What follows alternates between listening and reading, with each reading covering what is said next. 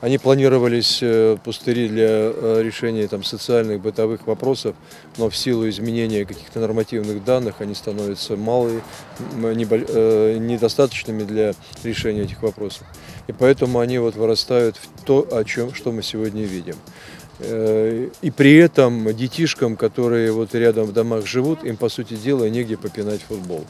Территории нет, дворовых территорий недостаточно, на детских площадках их гонят, в детских садах не пускают, и в итоге дети вынуждены вот просить о том, что вот как-то найти какой-то кусочек, где бы они могли заняться вот этим спортом.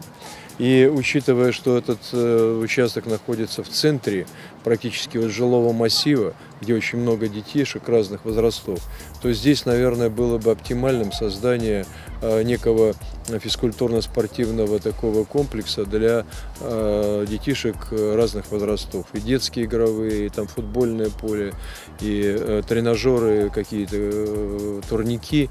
Вот такая идея, она имеет место быть.